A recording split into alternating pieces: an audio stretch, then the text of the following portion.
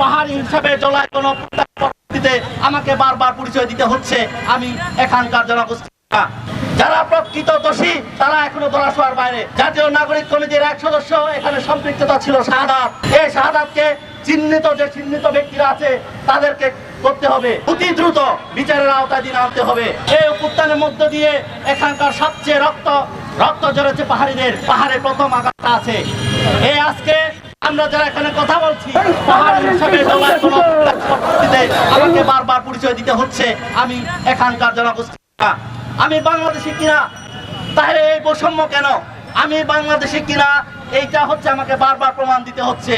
আমি যখন বারবার সম্পৃক্ততার কথা বলছি তারা জোর করে আমাকে বিচ্ছিন্নতার দিকে ঠেলে নিয়ে যাচ্ছে। বন্ধুগণ, মুক্তিযুদ্ধের পরবর্তীকালীন সময় থেকে যে উগ্র বাঙালি জাতীয়তাবাদ এখানে চেপে বসেছে, জুলাই গণঅভ্যুত্থানের পরবর্তীতা এখনো বিদ্যমান।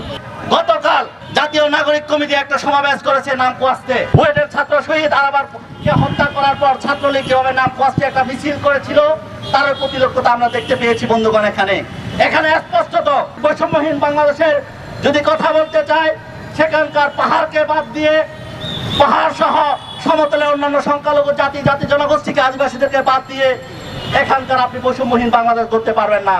যারা প্রকৃত দোষী তারা এখনো ধরাছোঁয়ার বাইরে। আমরা এও দেখেছি যে জাতীয় নাগরিক কমিটির এক সদস্য এখানে সম্পৃক্ততা ছিল শাহাদাত।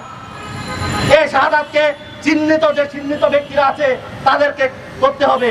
বন্ধুগণ, হাসনাত আব্দুল্লাহ একটা কথা বারবার বলেছেন যে এই অভ্যুত্থানের যে হামলাটা অন্যভাবে ডাইভার্ট করার জন্য সারাক্ষণ বিদেশিদের কথা বলছেন। আমি স্পষ্টভাবে বলতে চাই, ঘরের ইঁদুর যদি বের কাটে সে বের টিকবে না। আপনারা সারাক্ষণ বিদেশ না করে ঘরের শত্রুকে চিহ্নিত করেন। ঘরের শত্রুকে চিহ্নিত করতে পারলে ঐক্য সম্মতি এমনি চলে আসবে। এদেশের মানুষ বারবার প্রমাণ দিয়েছে। শেখ মুজিব যে ভুলটা করেছে এখানকার উগ্র বাঙালি জাতীয়তাবাদ চাপিয়ে দিয়ে অন্যান্য অস্বীকার করে দিয়ে যে ভুলটা করেছে সে ভুলে পা দিচ্ছেন।